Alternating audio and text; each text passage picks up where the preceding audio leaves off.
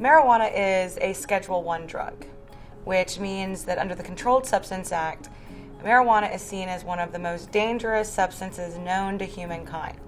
In fact, a Schedule I drug means that a substance has no medical value, that it has a high abuse potential, and it's highly addictive.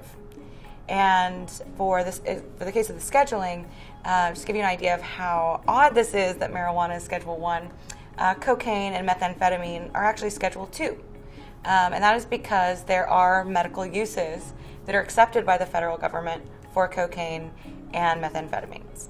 So anytime we try to change those laws at the federal level, the biggest opposition, quite frankly, that we see are people from the prison industrial complex. So that means law enforcement, people that build prisons, people that own prisons.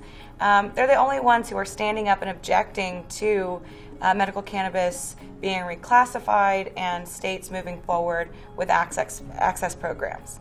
So next time you see a debate around this issue, notice who is speaking out against it.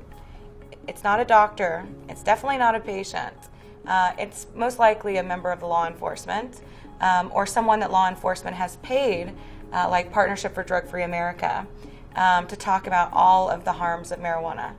And yes, people have issues morally around drug use, and I think that law enforcement conflate the facts of this problem to upset the people with a moral high ground against marijuana.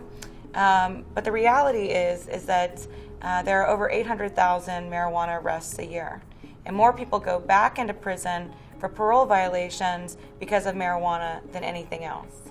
So every time there's a body in a prison, that's a lot of jobs. Thinking about law enforcement coming out against medical marijuana may seem to some like a conspiracy theory. But I will tell you, I've spent the last 6 years in Washington, and during that entire time, I've never seen a doctor or a scientist or a patient or a caregiver lobbying Congress to keep marijuana in a Schedule I drug. The only people that are lobbying to keep this drug the way that it's scheduled, which is at the heart of the conflict between state and federal laws, are law enforcement. Now, there's several ways that marijuana can be rescheduled, and actually this administration has had all of them sitting in front of them. Since the 60s, several industries have built up around keeping marijuana illegal. I think about all of the companies that are making money off marijuana being illegal.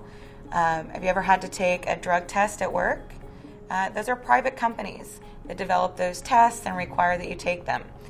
Those same companies are the ones that are lobbying your insurers to make sure that they're worried that you're using marijuana.